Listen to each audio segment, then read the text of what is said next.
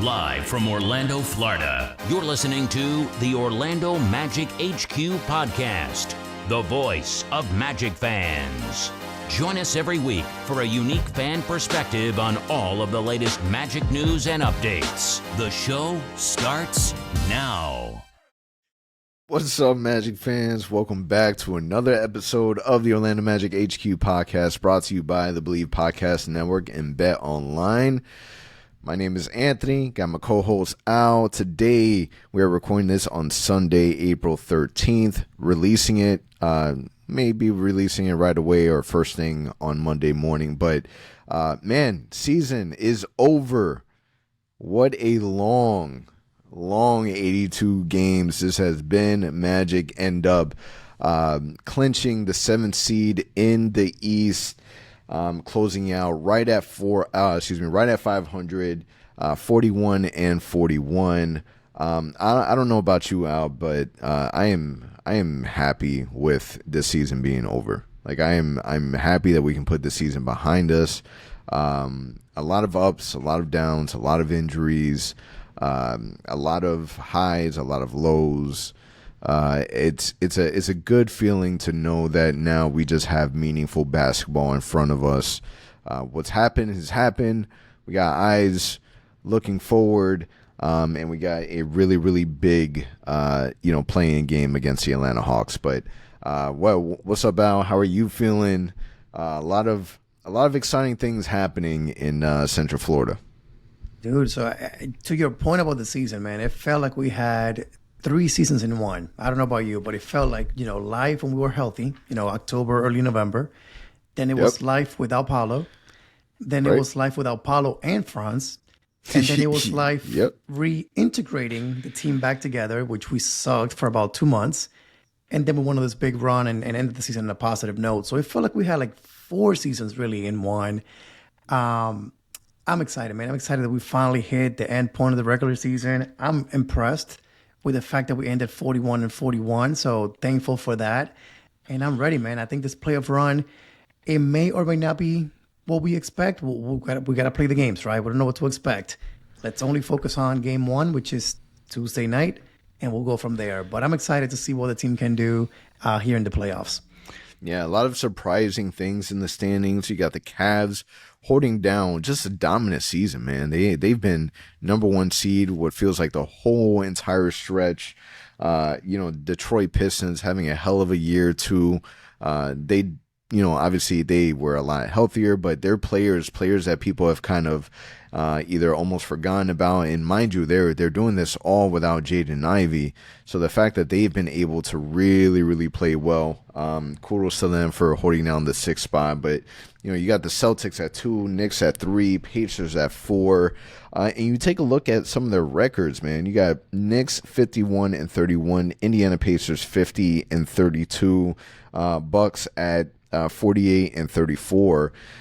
Those stretches where we didn't have Franz, didn't have Paolo, didn't have Jalen, didn't have everybody, right? These were all key games that, a majority of those games would have fell in our favor. And we're looking at a top four record holding down home court advantage and not having to deal with the play-in and possibly facing a team like the Indiana Pacers that we were discussing off air in the first round. Fortunately, that's not how the story was written. You mentioned it just a few moments ago. This was a season with a lot of different chapters, but the Magic ending these last handful of games strong, man, and they've been playing really good basketball, and it's what better time to be able to do that as you're now fighting to earn your spot in the play-in. Obviously, in the beginning of the season, we talked about getting home court advantage, top 4. That was the goal.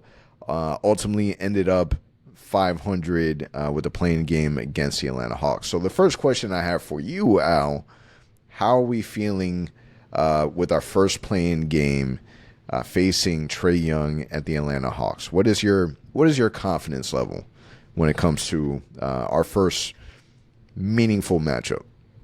Well, I think we ended where I wanted. I've been saying the last couple of episodes, get the 7th seed because we want to get home court advantage. We did that. Second thing I wanted to do was to avoid the Miami Heat. I just didn't want to have a half the arena be Heat fans or Right. so-called Heat fans take over the Kia Center and and make it like a weird matchup. I wanted it to feel like a home court advantage, and I think a matchup against the Hawks allows us to do that. And I think we match up pretty well against the Hawks. They've had some injuries now. Some guys are also out for the season. So they also match up with us in that sense. Like they're not fully loaded at the moment. Like we also are not fully loaded right now. So in my opinion, we got what we wanted. We got the 7th seed. We got home court advantage. We got the Hawks.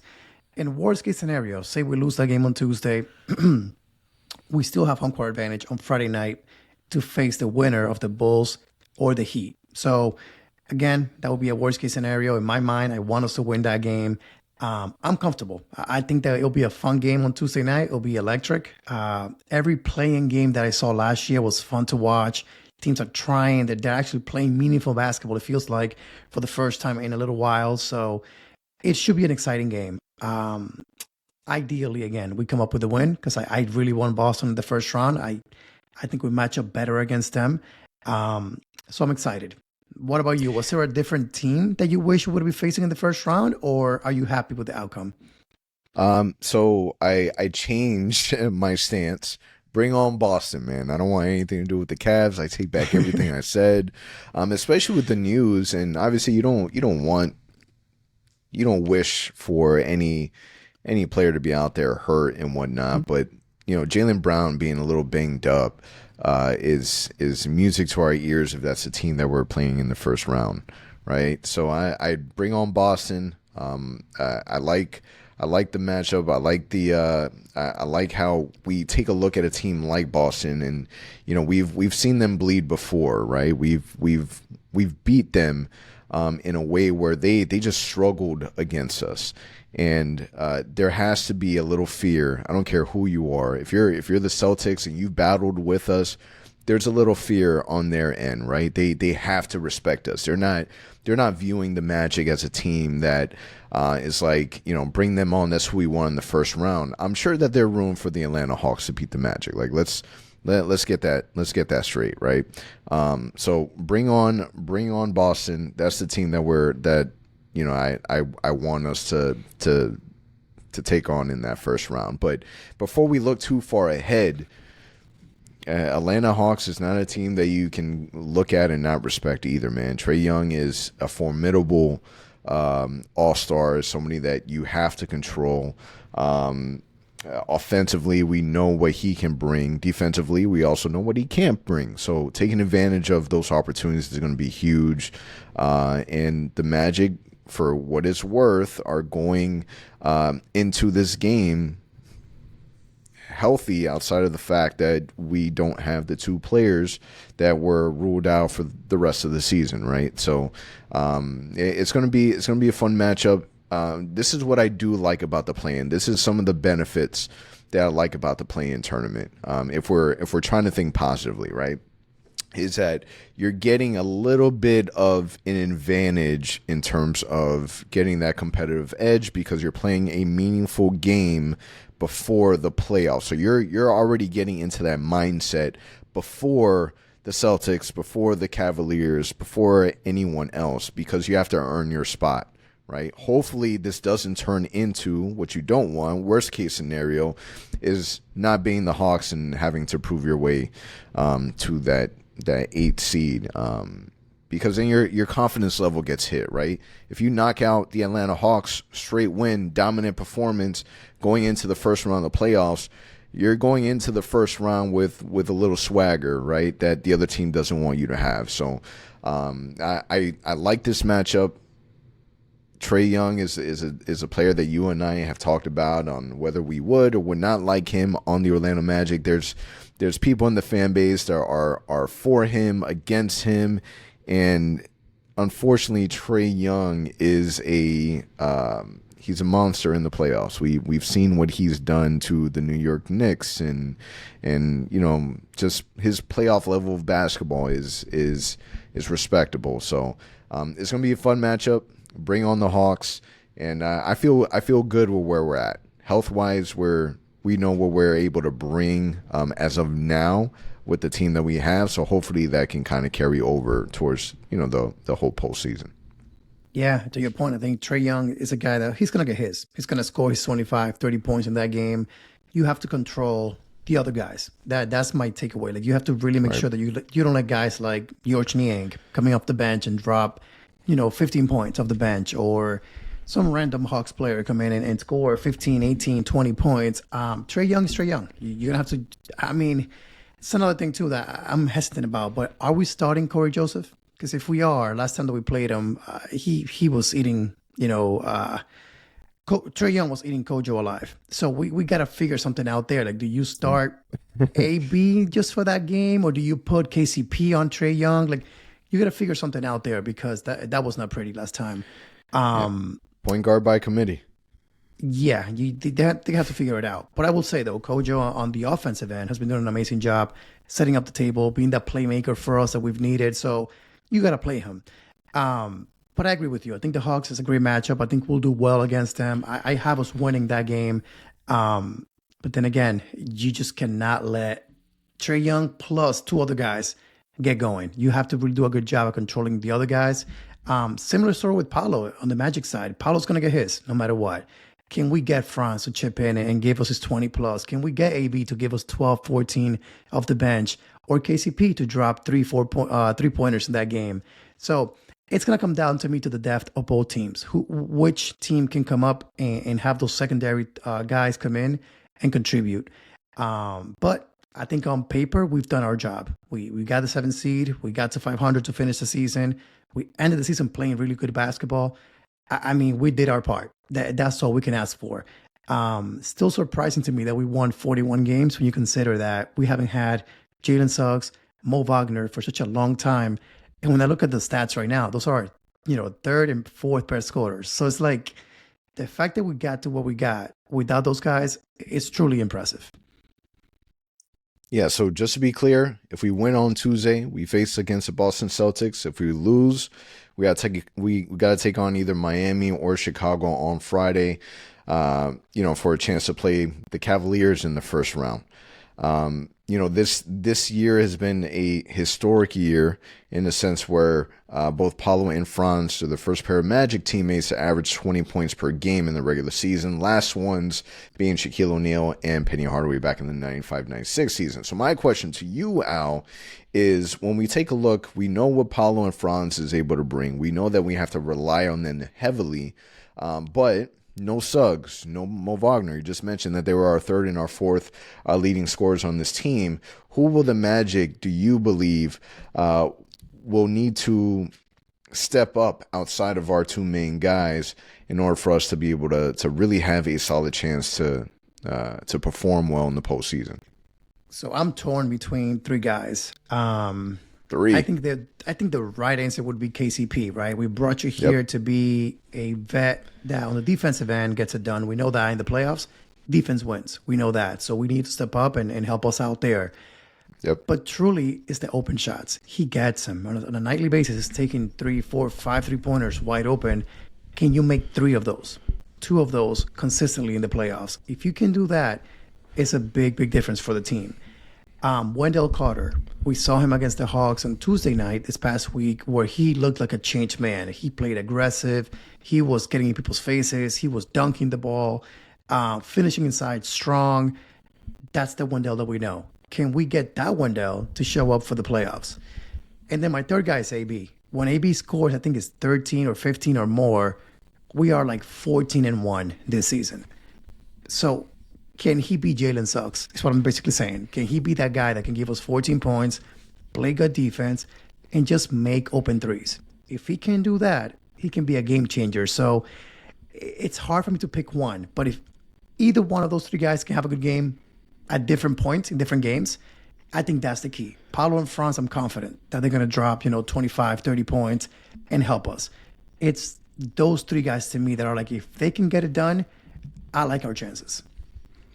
Yeah, so I'll give you 3 names also. Wendell, completely agree. That's your big man. That's somebody that you know that can help you offensively. He is not the biggest body when he's on the court, but there's moments where you see him play and he plays bigger than what he is. We need that level of Wendell Carter. We need that level of Wendell Carter that is aggressive, grabbing boards, can hit the occasional three-point shot. That's going to be huge. We need that offensive support. KCP, you brought him in to be your championship pedigree guy. This is the guy that's been there multiple times before, right? So he's had a great stretch since post All-Star break. Definitely a lot better than the beginning of the season. We need that to continue, right? We need that to be more consistent. We know that he's not a high volume shooter, but he's going to get looks, man. Paolo and Franz, when it comes to these matchups now in the postseason, these strategies, they're going to be forcing Paolo and Franz to get the ball out of their hands. So KCP is a player that's going to have to be ready. But that third guy, who I have my eyes on, that I'm expecting for him to show out, and if he can play at the level that we know that he's able to play in, this is how the Magic become dangerous. And it's Jonathan Isaac. There's no more minutes restriction. All that goes out of the window, right? Jonathan Isaac is and has always been this team's X factor. He's the one that takes us to a different level when he's able to play the defense that we know that he's able to play, right? Because you start bringing out these lineups where you have so many players above that 6'10" stretch size, and it becomes a matchup nightmare for these teams. So if he can protect the basketball, protect the rim, if he can hit those corner shots that he does not consistently hit, it allows for us to be dangerous, man. His presence defensively, he doesn't even need to get the block shots. It's just his ability to scare these players, to alter their shots. That's where really it becomes a huge benefit for us. And I think that, again, you're able to bring X factor level Jonathan Isaac, and it's going to be huge for this team, because it's going to cause problems for anyone coming towards the rim. And Jonathan Isaac is that player and has that caliber of skill that can really push us forward.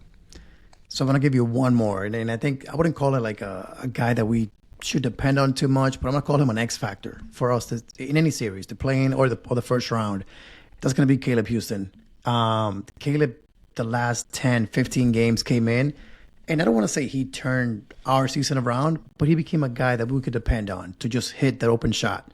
And again, we know for a while the Magic cannot hit threes. All of a sudden, this kid came in and was giving us 2 a night, 3 a night, 4 a night, and it changed us as a team. All of a sudden, you couldn't double Paolo, you couldn't double Franz. You had to take care of him because he could knock it down from the outside. If that continues on Tuesday against the Hawks, if that continues against Boston or Cleveland, assuming we make the playoffs, that's going to be huge for us. Because again, our biggest issue is, guys know, the Cavs especially, let's play 2-3 defense because they cannot knock down threes. But guess what? If now you have out there KCP making shots, you got out there Franz and Paolo doing their thing, and now you have Caleb coming in and being a threat at the very least, it changes our whole offensive flow. So again, I wouldn't call him a guy that I want to put like all my chips on and say, hey, because of you we're losing or because of you we're winning. But an X factor that can make our offense flow a lot better than what it can if he's not making shots. I thought for a second your guy was going to be Gary Harris, your third guy, and it scared me for a second. But okay, I can live with J.I. I'm sure you would have liked that for sure. So I wouldn't call Caleb Houston that X factor, but I definitely see what you mean, right? I view Caleb Houston as your sleeper. Like, nobody is thinking about Caleb Houston. Nobody is going to respect him. And he's somebody that, if you get it going, he can light it up, man. He easily has the prettiest shot on the team. And if he can get that consistently, and again, as you said, 2 or 3, we're not asking for him to go out there and shoot a dozen 3-point shots. But if he can be a threat to be able to stretch the floor a little bit, that's only going to give so much more room for Franz and Paolo to really orchestrate their offense. So big deal. Can easily be a sleeper because no one's going to be paying attention to him. So it's going to be exciting, man. The Hawks matchup is going to be a fun one. We've already seen, Niang and Paolo Banchero kind of go at it a little bit. So that I don't want to call it a matchup because it's obviously not a matchup, but you already know that there's going to be some level of tension there from the get-go. Oh, I'm excited for that one. This is one of probably the least, I just don't like him, man. I just don't like him. He talks so much trash. And because I sit behind the away team's bench at home games, I can see him just talking the entire time from the bench when he checks into the game. So he made fun of Paolo recently in the video that came out for sending him home last year. That was his whole trash talk, right? I would love for Paolo to say, actually, you're going home. One game, you lose, go home. That would be amazing. So I hope that's the case. Before we transition, I'm very surprised with one thing. Neither one of us mentioned Cole Anthony as a guy that we that could play a factor in the playoffs and the play-in. It's surprising because he truly can change the series. If he has it going, he can change the game. Unfortunately, I think the reason why is because this entire year, we don't know what Cole Anthony we're going to get from game to game. So I think I understand it. It's just surprising compared to last year where Cole was such a dependable off-the-bench guy. This year, unfortunately, he's either going to play or he may not play at all. So it's interesting. You can't trust him, unfortunately. In the beginning of the season, you can kind of blame it on it's the beginning of the season. But as time moved on, he just wasn't able to shake it. There's something there. We need the Cole Anthony that was upset that he wasn't in the starting lineup, that believes that he's a starting lineup caliber player and he's not a bench player. That's the Cole Anthony that we need. The Cole Anthony before cut all of his hair. That's the guy. I don't know who. Nobody should be allowed to change their hairstyle once they play for the Magic, to be able to cut it on any level. If we ever see Anthony Black cut his hair, I would just say in advance, be very afraid, because the skill level just kind of it messes with people. We've seen it with Cole Anthony, we've seen it with Markelle Fultz. I'm sure there's other examples, but it's not a good look. But on a serious note, Cole Anthony can easily come in and give a team problems. So everyone needs to be ready, man. It can't just be Paolo and Franz, and that's the biggest message that needs to be brought to everyone, so that everyone understands that it's gonna take literally everyone, right? It's gonna take Jonathan Isaac, Cole Anthony, Caleb Houston, your guy Gary Harris. It's gonna take everyone to contribute, which is huge. KCP, the shoot, we need that, because we cannot go into this postseason shooting the ball terribly. Can't happen. Yeah. No, you need those guys that can hit open shots. And again, you said it perfectly. You got to be ready. If you're Goga Bitadze, guess what? All of a sudden, Wendell is in foul trouble, you may get called on to come into the game and give us minutes.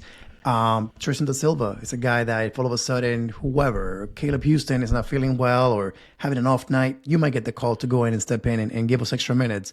So we raved about our depth earlier in the season. This is when we need it the most. And again, guys are playing well right now. We're heading into the playoffs with guys doing well. We're feeling good. So I think that's the biggest message that coach mostly should be telling guys tonight, tomorrow. It's hey, all of you guys, 1 through 15, be ready, because we need this entire team to be ready.